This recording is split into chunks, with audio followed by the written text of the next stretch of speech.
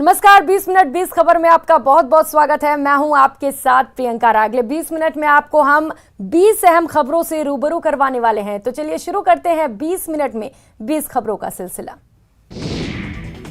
कोटपुतली के मनोहरपुरा दौसा हाईवे स्थित नेकावाला toll plaza पर हाई वोल्टेज ड्रामा देखने को मिला। यहां अलवर शहर विधायक से टोल कर्मियों ने आई कार्ड मांगा तो विधायक के ड्राइवर ने टोल कर्मी को थप्पड़ जड़ दिया। ये पूरा घटनाक्रम सीसीटीवी में कैद है। सीसीटीवी कैमरे में दिखाई दे रहा है कि विधायक का ड्राइवर टोल कर्मियों से बहस कर रहा है। इसी दौरान उसने एक टोल कर्मी को थप्पड़ मार दिया। इसके बाद उसके गाड़ी से डंडा निकाला, लेकिन लोगों ने बीच बचाव कर मामला शांत किया। दरअसल विधायक संजय शर्मा जयपुर की ओर जा रहे थे। नेकावाला टोल प्लाजा पर टोल कर्मियों ने विधायक के ड्राइवर से विधायक का पहचान पत्र मांग लिया। इस पर विधायक ने पहचान पत्र दिखा दिया। बाद में ड्राइवर ने टोल मैनेजर को बुलाने की बात कही। इसे लेकर टोल कर्मियों और ड्राइवर में बहस हो गई। बहस के बाद टोल मैनेजर मौके पर पहुंचा और विधायक से माफी मांगते हुए उन्हें जाने का आग्रह किया। सूचना पर रायसर पुलिस मौके पर पहुंची और 3 टोल कर्मियों को हिरासत में लिया है। ईआरसीपी को लेकर दौसा में जमकर हंगामा हुआ। ये हंगामा और कहीं नहीं बल्कि चिकित्सा मंत्री परसादी लाल मीणा के आवास पर हुआ, जहां ईआरसीपी को लेकर ज्ञापन देने पहुंचे लोगों से परसादी लाल मीणा उलझ गए। इतना ही नहीं, उन्होंने समाज सेवी राजेश्वरी मीणा को जबरन बाहर भी निकलवा दिया। दरअसल राजेश्वरी मीणा अपने समर्थकों के साथ ईआरसीपी को लेकर दौसा के खुर्रा गांव से जयपुर के लिए पैदल रवाना हुई थी। ये पैदल यात्रा जैसे ही मंडावरी में मंत्री परसादी लाल मीणा के आवास पर पहुंची तो जमकर हंगामा हुआ। समाज सेवी राजेश्वरी मीणा के नेतृत्व में निकाली जा रही इस पैदल यात्रा के दौरान लोगों ने मंत्री परसादी लाल मीणा को ज्ञापन दिया।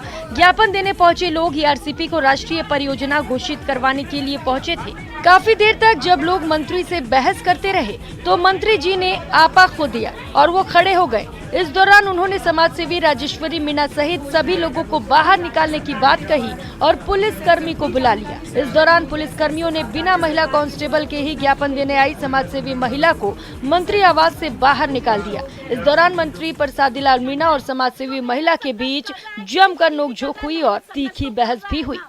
हर चीज को राजनीति से आप 40 साल से हम उम्मीद करते हैं, हम जनप्रतिनिधि हो आप हमारे, आप ऐसे कैसे भगा सकते हो हमको। फसल बीमा क्लेम और क्रॉप कटिंग रिपोर्ट सार्वजनिक करने की मांग को लेकर चूरू में किसानों ने एनएच जाम कर रखा है। तारानगर और राजगढ़ में किसानों का प्रदर्शन लगातार जारी है, जिससे एनएच 52 पर वाहनों की लंबी कतारें लग गई। अपनी 18 सूत्री मांगों को लेकर जिले में पिछले 130 दिनों से किसानों का धरना प्रदर्शन जारी है। इस बीच प्रशासन से वार्ताएं भी हुई, लेकिन बेनतीजा निकली, जिसके बाद किसान सभा के बैनर तले किसानों ने 16 जुलाई से एनएच 52 पर जाम लगा दिया। किसान आंदोलन का केंद्र अभी डोकवा गांव है, जहां बड़ी संख्या में किसान मौजूद हैं। सड़क मार्ग के दोनों ओर करीब 15 किलोमीटर लंबी वाहनों की कतारें लगी हुई हैं, जिससे खासकर ट्रक चालकों को परेशानी का सामना करना पड़ रहा है। किसान अपनी मांगों पर अड़े बैठे हैं। प्रशासन की तरफ से भी अभी तक कोई सकारात्मक जवाब नहीं मिल पाया है। 130 दिनों से किसानों का धरना प्रदर्शन घेराव लोकतांत्रिक तरीके से चल रहा था। पड़ाव भी डाला, एसडीएम कार्यालय पर तालाबंदी भी की। इन सब के बावजूद भी सरकारें किसान की बात सुनने के लिए तैयार नहीं है। अलवर शहर के धोबी घाट स्थित दाई की गुमटी के पास प्राचीन मंदिर के मार्ग पर आर्मी की तारबंदी रोकने के बाद से विवाद गरमाया हुआ है। स्थानीय लोग मंदिर का रास्ता खोलने की मांग को लेकर पिछले 6 महीने से धरना दे रहे हैं, लेकिन अभी तक आर्मी की ओर से रास्ता नहीं खोला गया। इससे नाराज स्थानीय लोगों ने तारबंदी का एक हिस्सा काट दिया और जबरन प्रवेश करने की कोशिश की, जिसे आर्मी ने रोक दिया। सूचना के बाद आर्मी और पुलिस प्रशासन के अधिकारी मौके पर पहुंचे, जहां मामले की जांच की जा रही है। वहीं स्थानीय महिलाओं का कहना है कि पिछले 6 महीनों से लगातार प्रशासन और जनप्रतिनिधियों के चक्कर लगाने के बावजूद भी अभी तक धार्मिक स्थल का रास्ता नहीं खोला गया। वहीं इसको लेकर कलेक्ट्रेट गेट पर प्रदर्शन सहित जाम भी लगाया जा चुका है, लेकिन अभी तक प्रशासन के कान पर जू तक नहीं रेंग रही। ऐसे में यदि पुलिस लोगों को गिरफ्तार भी करती है तो कम से कम ये तो राहत मिलेगी कि भगवान के दर्शन के लिए उन्हें जेल जाना पड़ा। या अब नु बता, पूजा के लिए इतना बड़ा राम मंदिर बनवाया, पूजा के लिए ही तो बनवाया। ये बना हुआ मंदिर बंद करा गया हुआ है, तो यहाँ का हमारे जनता भटक रही है पूजा के लिए। क्यों मंदिर ना खुलवाया जा रहा हो? जाली लगाई।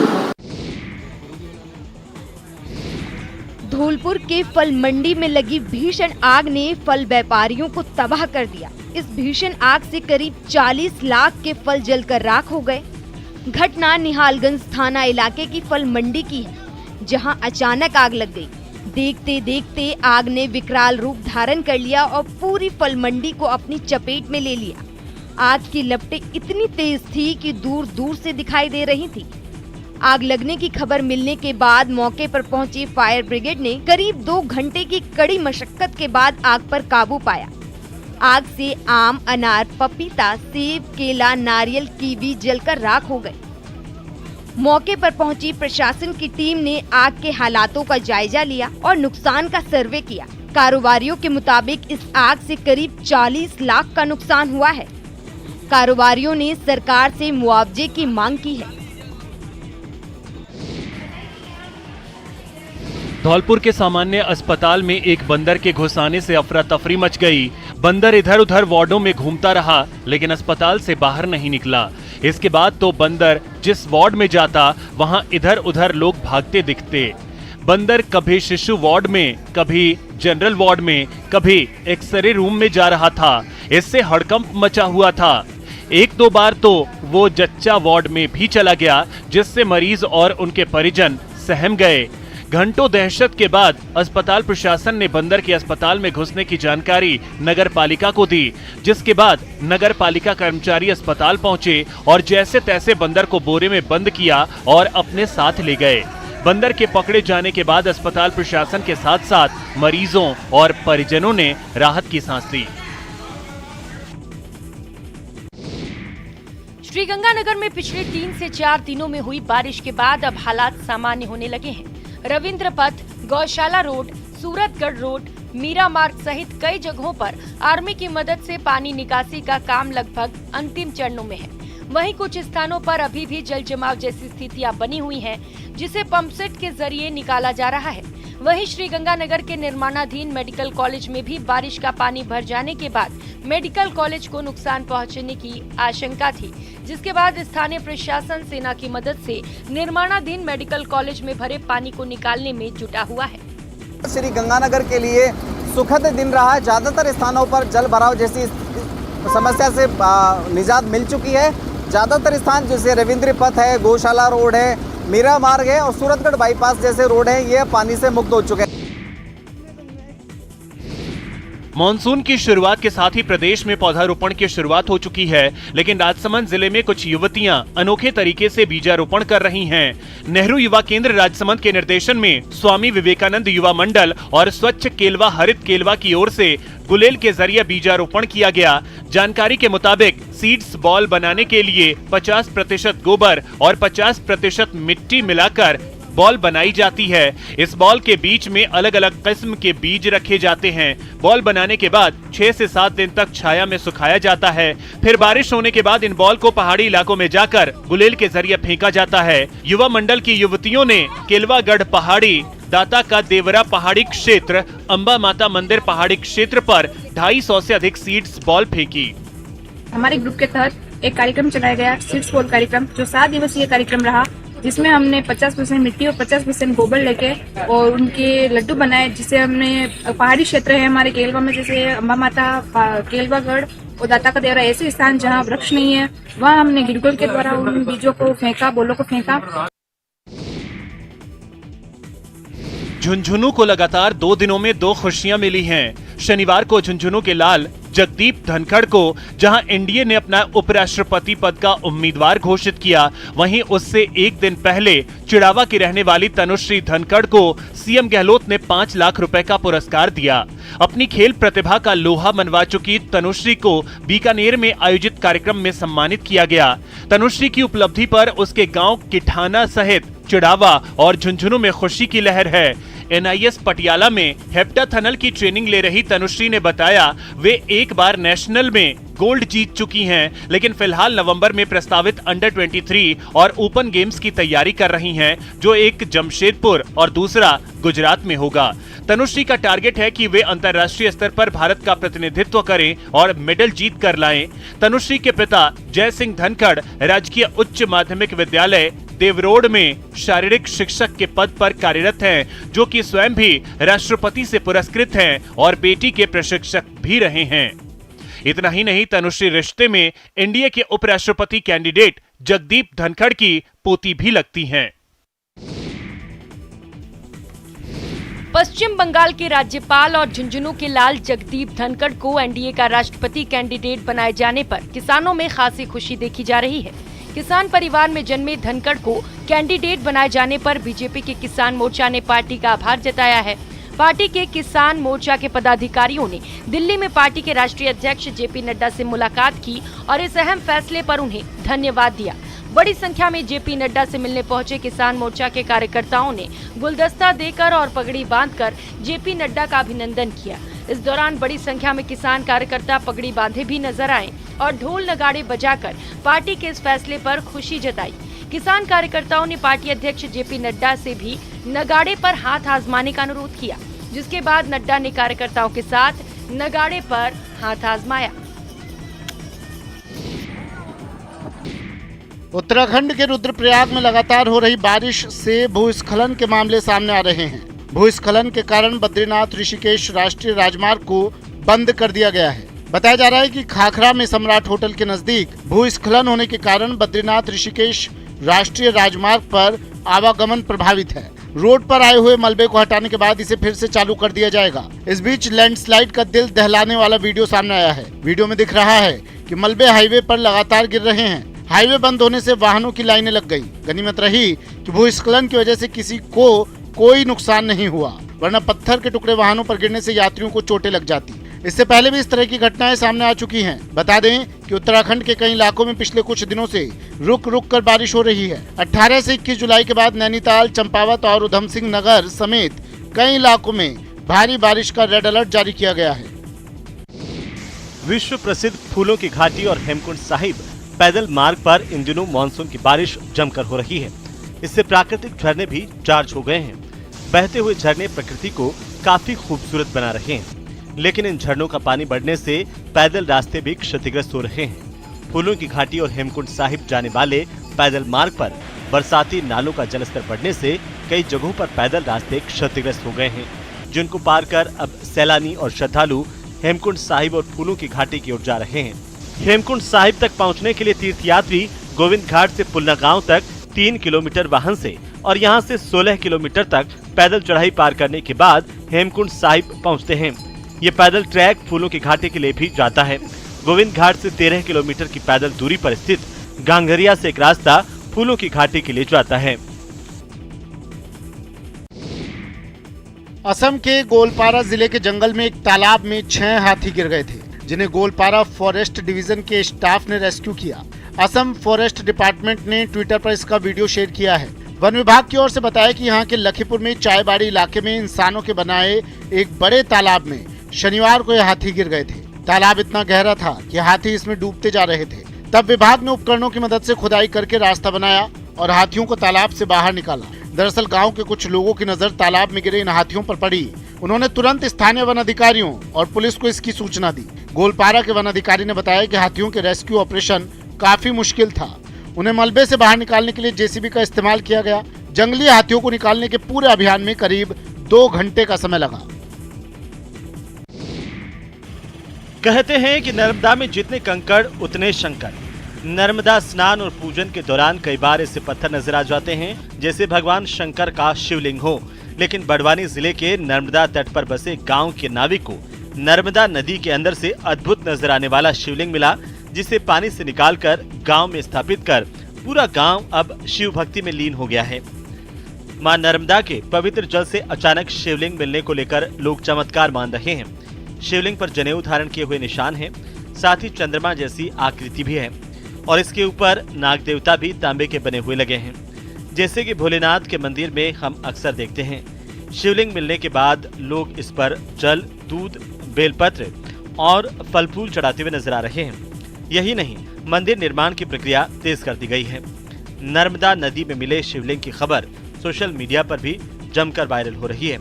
इसकी वजह से अब यहाँ पर दर्शन करने के लिए दूर दूर से श्रद्धालु भी पहुँचने लगे हैं। हालांकि अभी ये स्पष्ट नहीं हो पाया कि ये शिवलिंग कब से नर्मदा नदी के अंदर था या कहीं से बहकर आया था या फिर किसी ने इसे नर्मदा में विसर्जित किया। सावन का महीना आते ही श्रद्धालु शिव भक्ति में खो जाते हैं। शिवालयों में भक्तों की लंबी कतारें देखने को मिलती हैं। वहीं शिव भक्ति का सबसे बड़ा आकर्षण होता है कांवड़ यात्रा। केसरिया वस्त्र पहने शिव भक्त कांधे पर कांवड़ लिए बाबा भोलेनाथ के मंदिर पहुंचते हैं और उनका जलाभिषेक करते हैं। हरिद्वार कांवड़ मेले में भी आस्था के अनूठे रंग देखने को मिल रहे हैं, लेकिन इस बार मेले का विशेष आकर्षण है अयोध्या के राम मंदिर की तर्ज पर बनी कांवड़। राम मंदिर के मॉडल का कांवड़ लेकर कांवड़ियों की ओर से समूह हरियाणा के गुरुग्राम से आया है। कांवड़ियों का ये दल कांवड़ को लेकर हर की पैड़ी से रवाना हुआ। कांवड़ियों के मुताबिक पिछले कई महीनों की मेहनत के बाद उन्होंने ये कांवड़ तैयार की है और इसे बनाने में कई कारीगर लगे हैं। थर्माकोल शीट से बने रत्नुमा राम मंदिर के इस भव्य मॉडल को देखकर हर कोई शिव की नगरी में भगवान राम की जय जयकार कर रहा है। कांवड़ियों ने बताया कि इस रथ को खींचकर वे पैदल ही यहाँ से गुरुग्राम जाएंगे। तेलंगाना में इन दिनों बोनालू फेस्टिवल की धूम है। 3 जुलाई से शुरू हुए इस फेस्टिवल का समापन 24 जुलाई को होगा। इस दौरान शहर में कई जगहों पर भव्य पूजा कार्यक्रमों का आयोजन चल रहा है। इसके तहत सिकंदराबाद के महाकाली मंदिर में बोनालू फेस्टिवल का भव्य कार्यक्रम आयोजित किया गया, जिसमें टीआरएस की एमएलसी के कविता ने भी हिस्सा लिया। इस उत्सव में विशेष रूप से महिलाएं खास तौर से सजाए गए बर्तनों में देवी महाकाली को भोजन के रूप में प्रसाद चढ़ाती हैं। इस प्रसाद में पके हुए चावल, गुड़, दही और हल्दी का पानी होता है, जिसे उनके सिर पर स्टील और मिट्टी के बर्तनों में रखा जाता है। भक्तों का मानना है कि वार्षिक उत्सव बुराई को दूर करेगा और शांति की शुरुआत करेगा। 2014 में तेलंगाना राज्य के गठन के बाद तेलंगाना राष्ट्र समिति यानी टीआरएस ने बोनालू को राज्य उत्सव घोषित किया था। 28 जुलाई से चेन्नई के मामल्लापुरम में 44वें शतरंज ओलंपियाड शुरू होने वाले हैं, लेकिन उसके पहले ही वहां शतरंज की बिसात बिछ चुकी है। अगर विश्वास न हो तो आप खुद ही देख लीजिए। देखिए, यहाँ नेपियर ब्रिज को शतरंज की बिसात की तरह सजाया गया है। इस ब्रिज का वीडियो सोशल मीडिया पर खूब वायरल हो रहा है और लोगों के आकर्षण का केंद्र बना हुआ है। इस ब्रिज के साथ कई लोग सेल्फी भी खिंचवा रहे हैं। 28 जुलाई से होने वाले 44वें शतरंज ओलंपियाड की पहली मशाल रिले छत्तीसगढ़ की राजधानी रायपुर में शनिवार को पहुंची है। वहीं नेपियर ब्रिज वाले इस वीडियो को ट्विटर पर शेयर कर आईएएस अधिकारी सुप्रिया साहू ने लिखा कि भारत की शतरंज राजधानी चेन्नई चेस ओलंपियाड के भव्य आयोजन के लिए तैयार है। भारत को डबल ओलंपिक मेडल दिलाने वाली शटलर पीवी सिंधु ने सिंगापुर ओपन सुपर 500 सीरीज खिताब जीत लिया है। उन्होंने रोमांचक फाइनल में चीन की ZY वांग को 21-9, 11-21 और 21-15 से हराया। सिंधु ने पहली बार सिंगापुर ओपन जीता है। मैच के दौरान पहले गेम में सिंधु पूरी तरह हावी रही और उन्होंने 21-9 के बड़े अंतर से ये गेम अपने नाम कर लिया।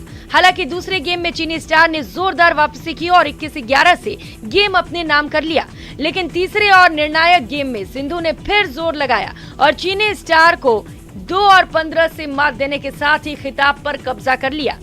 तीसरा गेम काफी रोमांचक रहा और 4 बार स्कोर बराबर हुआ। आखिर में सिंधु ने बढ़त हासिल की और जीत में बदल दिया। पीवी सिंधु सिंगापुर ओपन जीतने वाली तीसरी भारतीय खिलाड़ी बनी है। वे ये ट्रॉफी हासिल करने वाली दूसरी भारतीय महिला शटलर भी हैं। उनसे पहले साइना नेहवाल 2010 और साई प्रणीत 2017 में ये टाइटल जीत चुके हैं। ऐ जाते हुए लम्हों जरा ठहरो, मैं भी तो चलता हूँ, जरा उनसे मिलता हूँ। जो एक बात दिल में है उनसे कहूँ तो चलूं।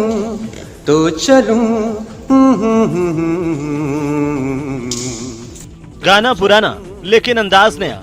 आईटीबीपी के कांस्टेबल विक्रमजीत सिंह ने बॉर्डर फिल्म के गीत ए जाते हुए लम्हों को इस तरह से गाया कि ये गाना नई ताजगी के साथ वायरल हो गया। जिसने भी सोशल मीडिया पर इस गाने को सुना, उसके दिल को विक्रमजीत सिंह की आवाज भा गई। भी रहूं ऐ सनम, मुझको है जिंदगी की कसम, फासले आते जाते रहे। कांस्टेबल विक्रमजीत सिंह ने इस अंदाज में गीत गाया कि लोग उनकी रुमानी आवाज के फैन हो गए हैं। यह गाना उन्हीं की अपनी यूनिट के साथियों के कहने पर गाया और इसका वीडियो उनके साथियों ने बनाकर सोशल मीडिया पर डाल दिया। विक्रमजीत सिंह के गाने का ये वीडियो आईटीबीपी ने सोशल मीडिया पर शेयर किया है। वीडियो सुर्खियां बटोरता हुआ खूब वायरल हो रहा है। जवान के तौर पर विक्रमजीत सिंह के गाए गाने को सुनकर जवान भावुक भी हुए। वहीं लोग विक्रमजीत सिंह की आवाज की तारीफ कर रहे हैं। होगा कम जिन्हें चाहूं, जिन्हें पूजूं, उन्हें देखूं, उन्हें छू लूं, जरा बातें दो कर लूं, जरा बाहों में भर लूं, और इस चांद से माथे को चूम लूं, तो चलूं, तो चलूं।